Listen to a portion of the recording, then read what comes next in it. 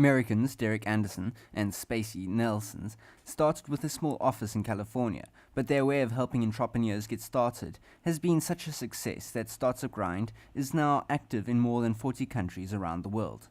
At a recent Startup Grind held in Cape Town, both successful and future small business owners participate in discussions of how they could improve their chances of creating a sustainable business out of their unique ideas.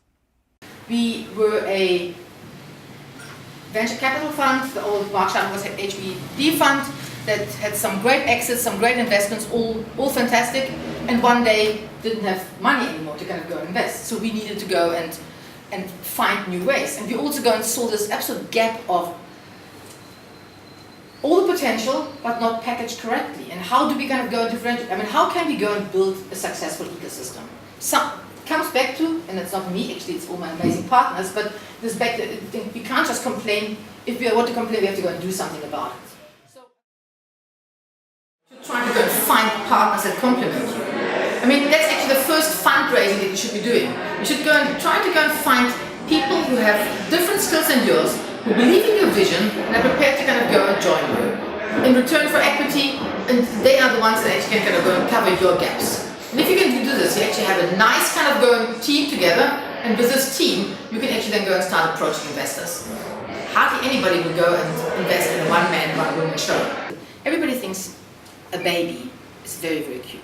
And your own baby is the cutest baby in the world. And our job is always to tell somebody that their baby is ugly. There comes the time where you have to go and do a step back emotionally and go and really look at this business and look at this idea and say, is this baby pretty? Has it got a real opportunity, or do I actually have an ugly baby? And if you have an ugly baby,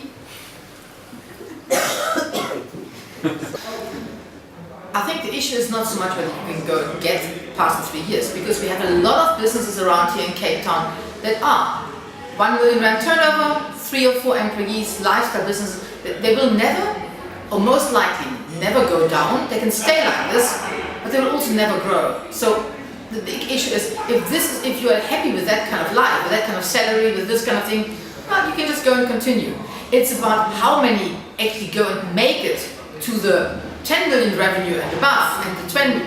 And here we're talking about, from the entrepreneur space, about 10-15% make it. And this is what we have to go and increase. We don't need more entrepreneurs.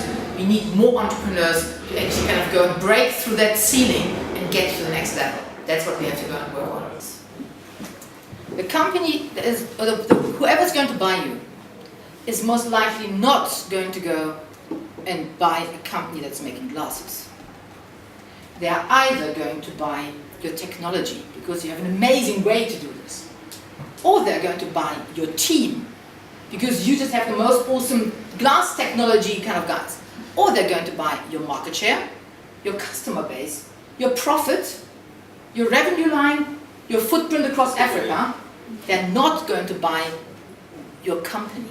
They're buying something else, and you need to go and understand that right from the start. So if you have an amazing technology, you will most likely be bought for your intellectual property. So if you want to kind of go, and you know this, then make sure that your intellectual property protection, your patenting, all those kind of things are watertight and brilliant. If you think you will be bought for your market share, for your African footprint, and there's at the moment a lot of interest in buying African footprint, then you might say, you know what, forget about profits, forget about this. I just want to go and have the following 20 customers as my customers, because this is what people at the end, what they're going to, or the following 1,000 customers. And so you buy certain things. So when you really want to go and exit, you need to go and understand, what is it that I'm going to go and sell? Make sure that what it is that you are selling is brilliant. And then even more importantly, make sure that the underlying business basics are great and that you pass the due diligence.